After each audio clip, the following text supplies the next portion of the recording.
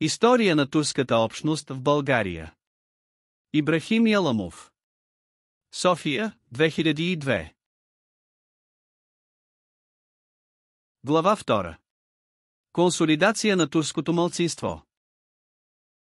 След Руско-турската война, 1877-1878 година, започва напълно нов етап в развитието на турската общност, останала да живее в пределите на българската държава. Характерът на този етап се определя от процесите, които се развиват в Третата българска държава. По силата на Търновската конституция започва възстановяването на държавните институции и изграждането на относително демократична политическа система, която въпреки някои трудности и паузи функционира успешно. Въпреки това немалка част от народа продължава да изпитва материални затруднения.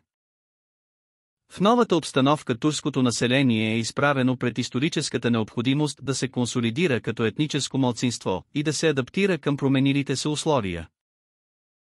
Процесът на консолидация обхваща доста дълъг период и е коригиран периодически от важни исторически събития.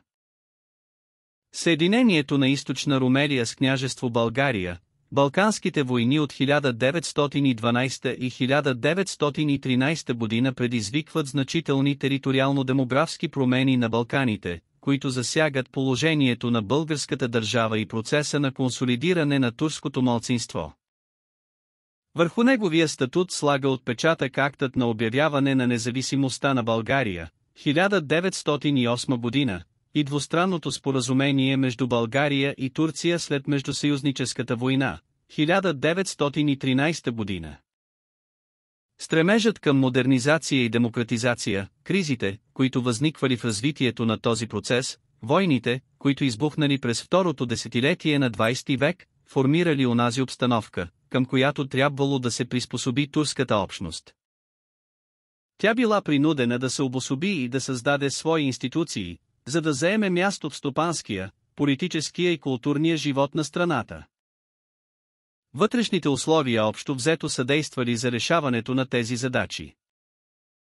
Външните фактори обаче не винаги били благоприятни. Балканските войни и участието на България в Първата световна война разстроили нормалния живот на целия български народ, включително и на турското малцинство.